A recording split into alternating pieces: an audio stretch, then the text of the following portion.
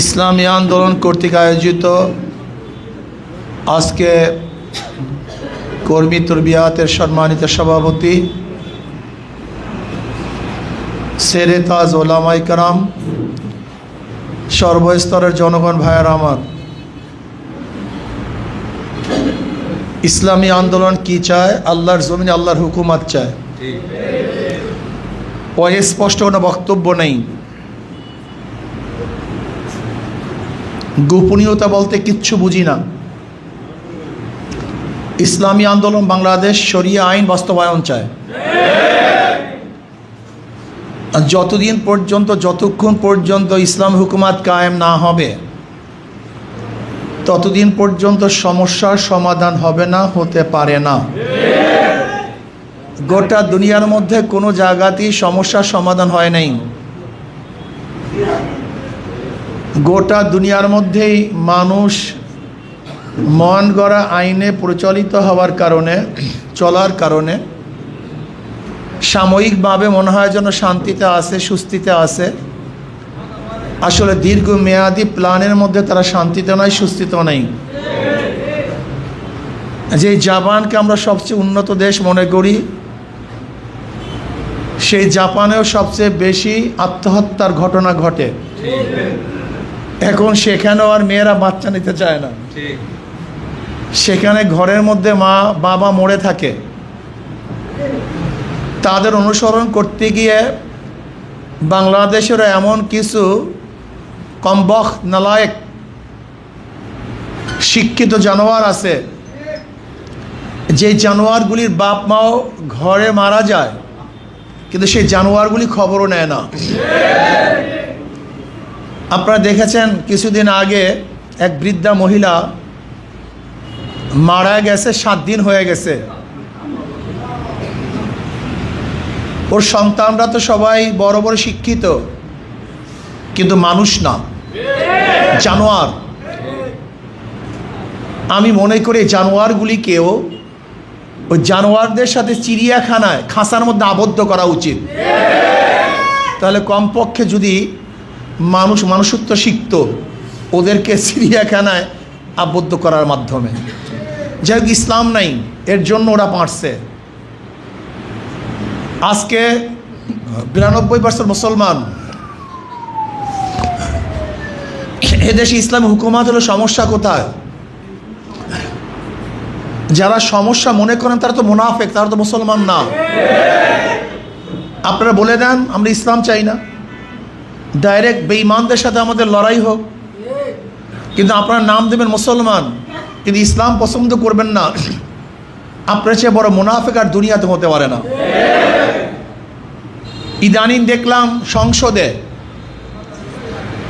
সেই দাড়িওয়ালা, বিশাল দাড়িওয়ালা, টুপিওয়ালা, পাঞ্জাবিও পড়ছে বেচারা, ধবধবে সাদা দাড়ি, বোরখার বিরুদ্ধে কথা বলেছেন, পর্দার বিরুদ্ধে কথা বলেছেন। বেচারার নাম মনিরুল হক। আমি তো ওনাকে দেখে ভাবতাম একজন ভালো লোক, ইসলাম প্রিয় লোক, কিন্তু উনি বোরখার বিরুদ্ধে কথা বলার কারণে মুফতিদের কাছে ফতুয়া জিজ্ঞাসা করা উচিত ওনার ঈমান আছে কি নাই। আমার যতটুকু তাহকিক, আল্লাহ পাকের কোনো বিধানের বিরুদ্ধে কেউ যদি কথা বলে, ঘৃণা করে, অপছন্দ করে, কেউ যদি অপছন্দ করে, ঘৃণা করে আল্লাহ পাকের কোনো বিধানকে, সাথে সাথে বেঈমান হয়ে যায়, সে আর মুসলমান থাকে না। আমি জনাব তারেক সাহেবকে বলবো, আপনি সতর্ক থাকুন। আপনাকে বিতর্কিত করার জন্য এই সমস্ত নাস্তিক শক্তিরা বিভিন্ন রূপে, ওই মনিরুল হক সাহেবের দাড়ি আমি মনে করি নবী সাল্লাল্লাহু আলাইহি দাড়ি না, ওটা রবীন্দ্রনাথ ঠাকুরের দাড়ি। আমি মনে করি ওনার টুপি, এটা নবী আলী সালাতের টুপি না, এটা ইয়াহুদিদের টুপি। আর আমি মনে করি ওনার পোশাক এইটা সুন্নাতি পোশাক নয়, এটা খ্রিস্টান পাদ্রীদের পোশাক। ওনাকে তওবা করতে হবে, মাপ চাইতে হবে। যদি উনি তওবা না করেন, মাপ না চান, তাহলে বাংলাদেশের মুসলমান ওনাকে কোনো অবস্থায় দিয়ে ছাড়বে না। আবার দেখলাম আমাদের ডক্টর জাহির সাহেব উপদেষ্টা কয়েকদিন আগেও পুশুনিয়ার ব্যাপারে তিনি মন্তব্য করেছেন, বক্তব্য দিয়েছেন। পুশুনিয়ার ব্যাপারে পজিটিভ বক্তব্য দিয়েছেন, ভারতের পক্ষে তার বক্তব্য ছিল, কিন্তু ওনাকে ভারত ঢুকতে দেয় নাই, বিএজিত করেছে। আমি মনে করি ডক্টর জাহির সাহেবকে অপমান করে নাই, গোটা বাংলাদেশকে অপমান করা হয়েছে। ভারত আমাদের কোনো অবস্থাতেই বন্ধু হতে পারে না, তারা কোনোদিন আমাদের বন্ধুত্বর পরিচয় দেয় নাই, বর্তমানেও দিচ্ছে না, ভবিষ্যতেও দিবে না। বরং বর্তমান হাই কমিশনার ভারতের নবনিযুক্ত, সে যে বক্তব্য দিয়েছেন, এই বক্তব্য খুবই আপত্তিকর বক্তব্য, এই বক্তব্য খুবই মারাত্মক বক্তব্য, এই বক্তব্য দেশের স্বাধীনতার বিরোধী বক্তব্য। আমি মনে করি বাংলাদেশ সরকারকে অবশ্যই ওনাকে ডেকে ব্যাখ্যা চাওয়া হোক। যদি উনি ব্যাখ্যা দিতে না পারেন তাহলে বাংলাদেশ সরকার কি সিদ্ধান্ত নেবে সেই সিদ্ধান্ত আমরা জানতে চাই। জাহির সাহেব জীবনভর বাম ধারার রাজনীতি করেছেন। উনি ভেবেছেন ভারত তার আপন রাষ্ট্র, ভারত তাকে শ্রদ্ধা করবে, সম্মান করবে, কিন্তু ভারত তাকে অপমান করেছে, সম্মান শ্রদ্ধা করে নাই। এর জন্য বাংলাদেশ সরকারের উচিত এর ব্যাপারে পদক্ষেপ গ্রহণ করা। স্বাধীন রাষ্ট্রের একজন উপদেষ্টাকে অপমান করেছে, যদি আপনি এর ব্যবস্থা গ্রহণ না করেন তাহলে বাংলাদেশের জনগণ অপমানিত হবে, অপমান বোধ মনে করবে। এর জন্য এর প্রতিকার অবশ্যই বাংলাদেশ সরকার গ্রহণ করতে হবে। আমরা দেখলাম প্রাইমারি লেভেলে ড্যান্স গানের ওস্তাদ নিযুক্ত করবে, মনে হয় এটা বাতিল হয়েছে, আল্লাহর যদি কবুল করে, মন্ত্রিপরিষদ কবুল করে নেই। যদি আপনি এই পদক্ষেপ গ্রহণ করার চেষ্টা করতেন, অবচেষ্টা করতেন, তাহলে আমার মুসলমান সন্তানদেরকে যে কোনো মূল্যে রক্তের বিনিময় হলেও ড্যান্স এবং গানের ওস্তাদ বাংলাদেশে নিযুক্ত করতে দিতাম না ইনশাআল্লাহ। আল্লাহ পাকের শুকর, আপনাদের শুভবুদ্ধি উদয় হয়েছে, কয়েকদিন আগে বক্তৃতা করেছেন, আমরা চ্যালেঞ্জ গ্রহণ করলাম, পারলে আপনি দেন। মাত্র কয়েকদিন আগে বক্তৃতা করেছে, পারলে দেন আপনি গানের ওস্তাদ।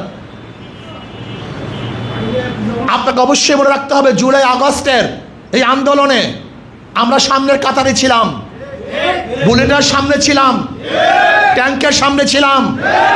আজকে যারা ক্ষমতা আছেন আপনারা অনেকেই কিন্তু ছিলেন না, এটা ভালো মতো মনে রাখবেন,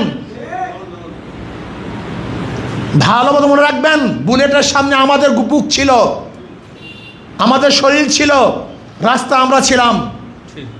কাজে যা ইচ্ছা তাই করবেন, বাংলাদেশে তা সম্ভব হবে না ইনশাআল্লাহ।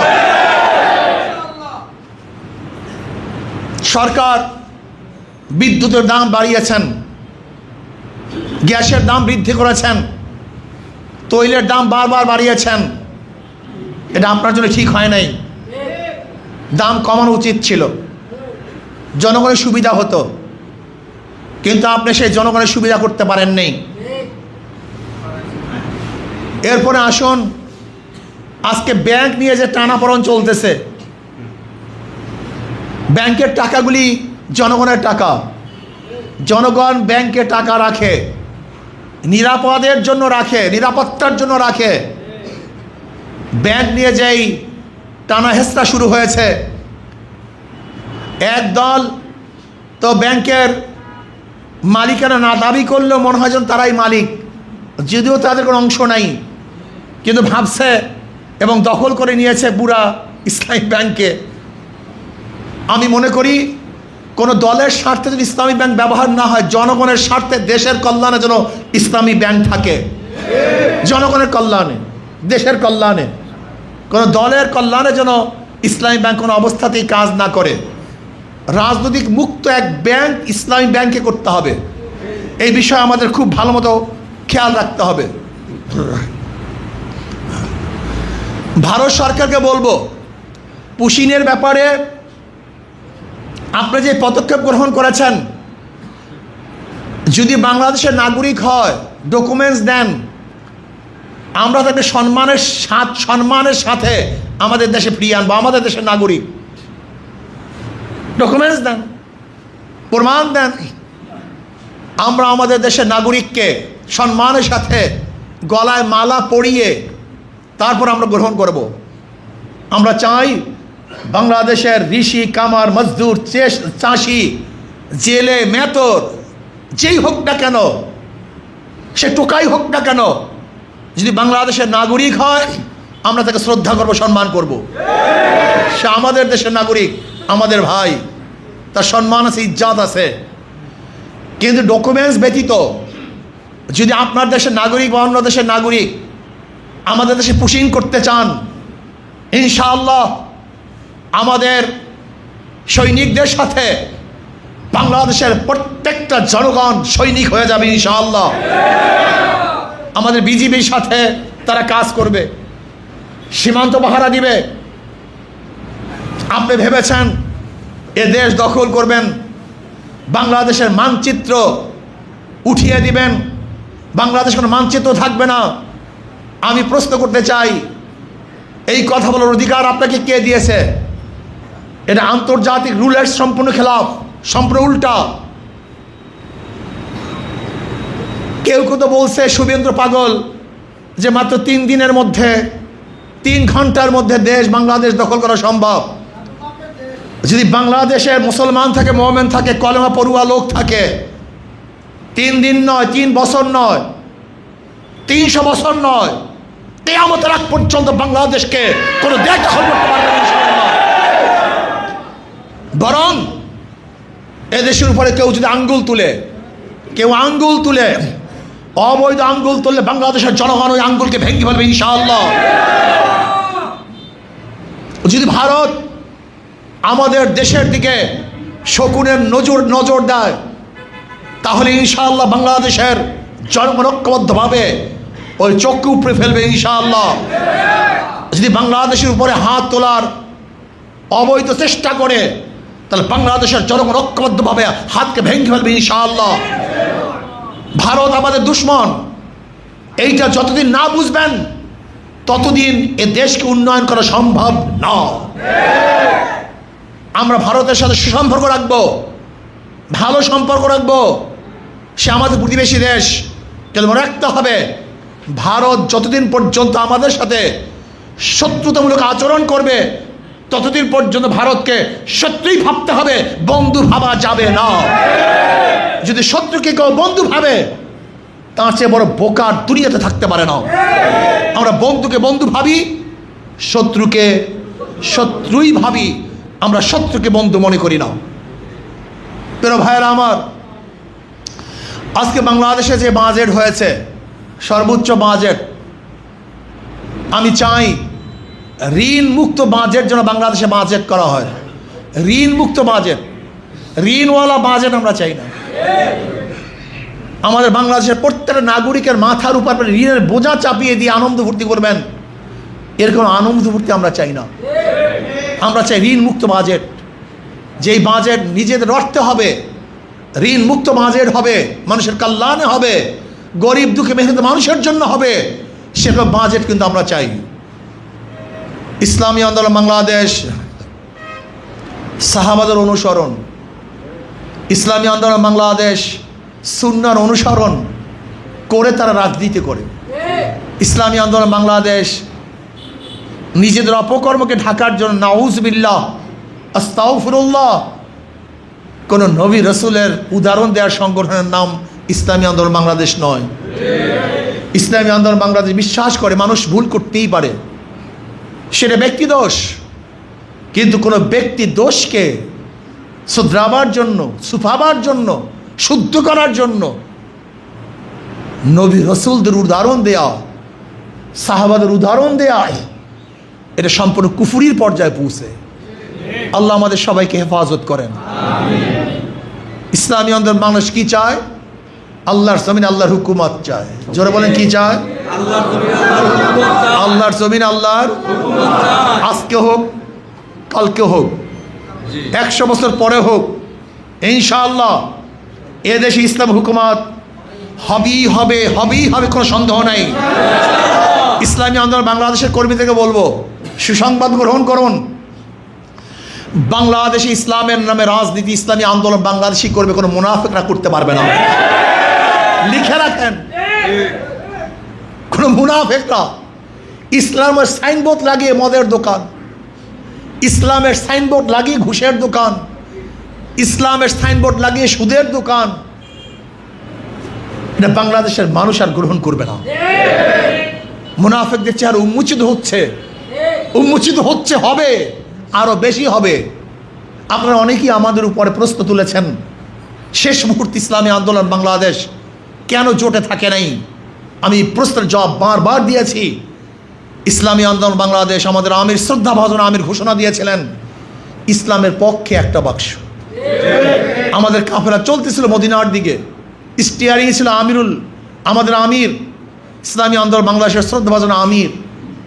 আমরা চলতেছিলাম মদিনার দিকে, হঠাৎ করে স্টিয়ারিং ছিনতাই হয়ে যখন কাফেলা চলা শুরু করছে আমেরিকার দিকে, মদিনার কাফেলা আমেরিকার কাফেলার সাথে থাকতে পারে না। কাজ করুন, সাধনা করুন, চেষ্টা করুন। আমরা ইবাদত করি, আমরা রাজনীতি করি না। আমরা শুধু রাজনীতি করি না, আমরা ইবাদত করি। আমাদের শাইখ মোর্শেদ বলেছেন, আমি শুধু রাজনীতি করি, আমি ইবাদত করি। এটা ইবাদতের ময়দান। সর্বোচ্চ চেষ্টা করুন, দাওয়াত দেন, দাওয়াত। আমি সবসময় বলি, সংগঠনকে আপনার পরিবারের একজন সদস্য বানান। সংগঠনকে পরিবারের একজন আপনার 6 জন পরিবার, 7 জন 8 জন 10 জন, এর মধ্যে একজন সদস্য থাকবে সংগঠন ইসলামী আন্দোলন বাংলাদেশ, আমার মুজাহিদ কমিটি, একটা সদস্য। আপনার পরিবারের সদস্যর জন্য যেরকম ফিকির করেন, চেষ্টা করেন, সাধনা করেন, অর্থ ব্যয় করেন, ঠিক তদ্রূপ আপনার সংগঠনের সদস্যর জন্য আর একটা সদস্যর জন্য আপনার সেইভাবে চিন্তা করতে হবে, ব্যয় করতে হবে, সময় দিতে হবে। আমি বিশ্বাস করি এখানে যারা আছেন, আজকে যদি নিয়াত করেন, দৃঢ় প্রত্যয় গ্রহণ করেন, শিবপুরে প্রত্যেকটা ওয়ার্ডে, প্রত্যেকটা ইউনিয়নে, প্রত্যেকটা ইউনিটে ইসলামী আন্দোলন বাংলাদেশ সবচেয়ে বেশি শক্তিশালী হবে, সবচেয়ে বেশি শক্তিশালী হবে।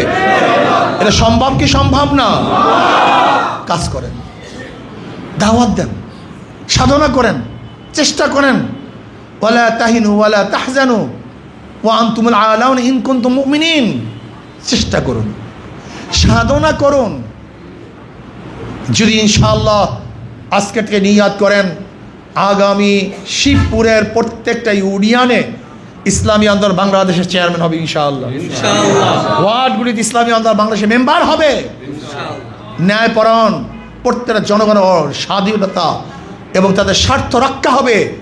এর জন্য ইসলামী আন্দোলন বাংলাদেশের প্রার্থীকে নির্বাচিত করতে হবে। যদি এইভাবে চেষ্টা করি, সম্ভব কি সম্ভব না? 5 ঔষধ, 3 সবক, 3 শর্ত। বলেন 3 সবক, 3 শর্ত। বলেন ভুলিয়েন না, 5 ঔষধ, 3 সবক, 3 শর্ত মেনে চলুন। নিয়াতে খুলুস, হিম্মতে খুলুস, তারবিয়াতে খুলুস। আমার এই কাজ একমাত্র আল্লাহর জন্য, আল্লাহর রেজার জন্য, আল্লাহর সন্তুষ্টির জন্য। আমরা চাই আল্লাহর আল্লাহর সন্তুষ্টি, আমরা চাই আখিরাতের রেজা, আখিরাতের কল্যাণ। যদি ইনশাআল্লাহ আল্লাহর সন্তুষ্টির জন্য, কিয়ামতে মুক্তির জন্য, দুনিয়াতে শান্তির জন্য কাজ করি, আল্লাহ অবশ্যই আমাদের কামিয়াব করবেন। ওয়ালা তাহিনু ওয়ালা তাহজানু ওয়া আনতুমুল আলাউনা ইন কুনতুম মুমিনিন। তোমরা ভয় পেও না, চিন্তিত হও না, তোমরাই বিজয় হবে যদি তোমরা মুমিন হয়ে থাকো। আমি ইসলামী আন্দোলন বাংলাদেশের কর্মীদেরকে বলবো, ভয় পেয়েন না, চিন্তিত হয়েন না, আপনারাই বিজয় হবেন যদি তোমরা কি হয়ে থাকো? মুমিন হয়ে থাকো। আল্লাহ আমাকে এবং আমাদের সবাইকে ইসলামী আন্দোলনের কর্মী হয়ে আজীবন সর্বোচ্চ কাজ করার তৌফিক দান করেন। আল্লাহুম্মা আমিন। রব্বানা যালামনা আনফুসানা ওয়া ইল্লাম তাগফির লানা ওয়া তারহামনা লানাকুনান্না মিনাল খাসিরিন। রব্বানা আতিনা ফিদ দুনিয়া হাসানাতাও ওয়া ফিল আখিরাতি হাসানাতাও ওয়া কিনা আযাবান নার। আল্লাহ আমাদের গুনাহ খাতা মাফ করে দেন, গুনার থেকে বাঁচিয়ে থাকার তৌফিক দিয়ে দেন। আল্লাহ আপনার জমিনে